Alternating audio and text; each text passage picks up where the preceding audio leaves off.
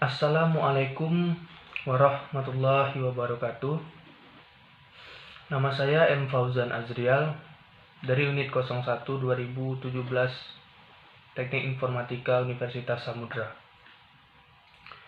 Di sini saya akan membahas tentang materi pengantar protokol TCP/IP. TCP/IP merupakan protokol komunikasi yang digunakan untuk menghubungkan perangkat-perangkat yang akan terhubung di jaringan internet.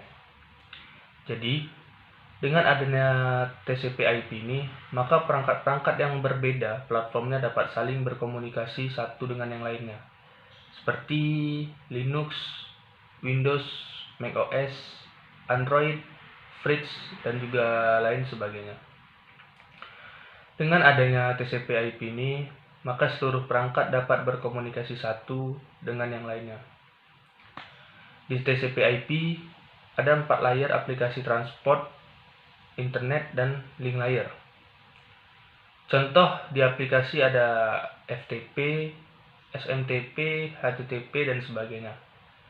Di transport ada TCP, UDP.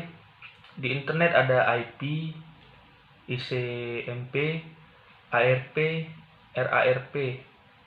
Di dalam pembahasan ini, saya akan fokus kepada layar transport dan layar internet.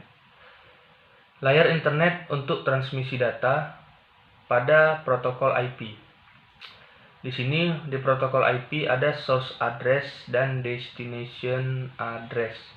Nah, header inilah yang digunakan untuk pengalamatan paket data sehingga paket data yang dikirimkan tidak nyasar ke komputer yang lain. Jadi, layar internet ini salah satu fungsinya adalah memastikan paket data ke komputer tujuan dan tidak akan nyasar ke komputer yang lainnya. Misalnya, Fauzan sedang googling.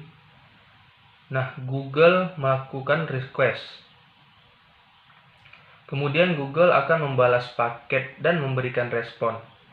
Si Google akan memberikan respon kembali ke Fauzan, bukan memberikan respon kepada Masdo. Nah, kenapa? Karena pada TCP/IP ini ada header IP asal dan IP tujuan, sehingga tidak akan membuat terjadinya paket data nyasar kepada komputer yang lainnya. Nah, berikutnya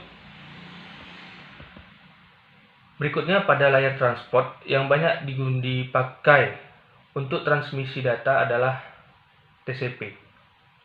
Di dalam TCP ada header source port dan destination port.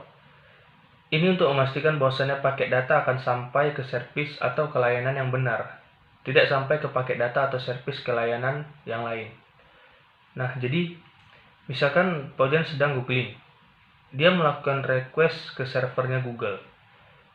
Nah, ketika googling, dia misalkan menggunakan Mozilla Firefox, maka Google akan merespon paket request dari Fauzan ke web browser, bukan ke Facebook Messenger. Walaupun si Fauzan dalam waktu bersamaan selain googling, dia juga sedang chatting menggunakan Facebook Messenger.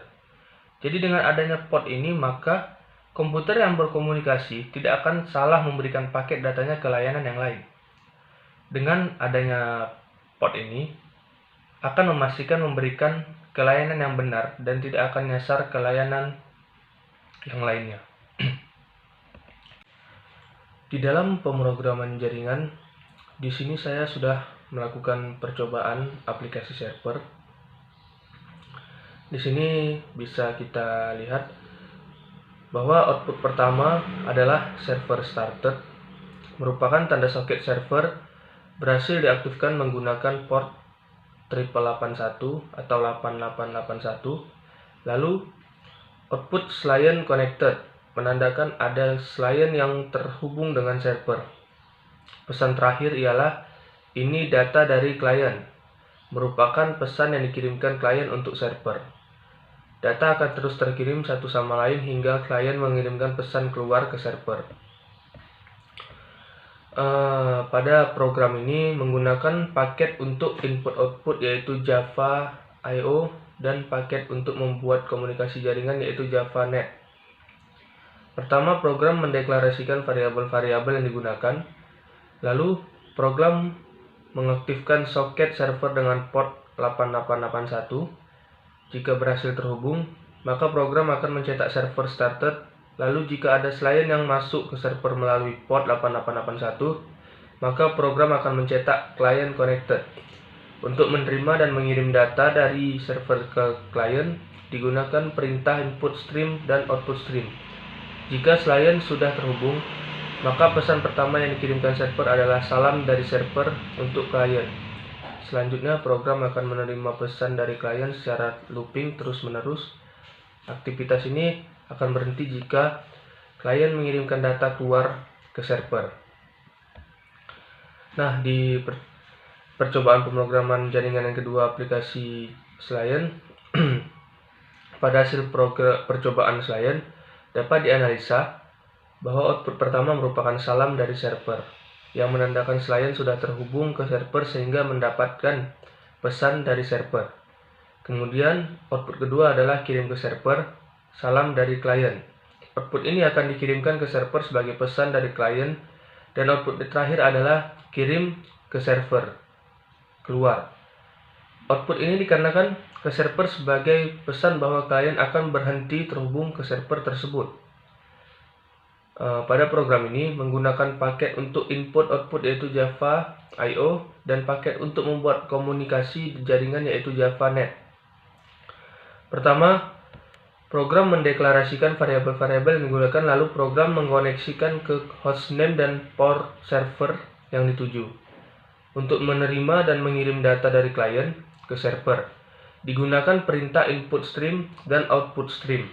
Jika berhasil terhubung, maka klien akan menerima pesan dari server berupa salam dari server. Selanjutnya, klien akan mengirim data ke server, yaitu salam dari klien, untuk memberikan informasi kepada server bahwa klien akan berhenti terhubung. Maka klien mengirimkan pesan keluar dari server. Saya akan memberikan pertanyaan, perlukah kita mendalami teori TCP/IP? Tentu, pemahaman protokol TCP/IP ini menjadi hal yang mesti dilakukan oleh praktisi jaringan. Karena tidak akan mungkin kita bisa mengkonfigurasi firewall tanpa mengetahui protokol TCP/IP secara detail. Kemudian, kita juga tidak akan mampu untuk menganalisis masalah-masalah di jaringan kalau kita tidak paham tentang TCP/IP. Kemudian juga, untuk menganalisis, misalkan ada aplikasi yang gagal mengirimkan datanya ke server. Ini kenapa?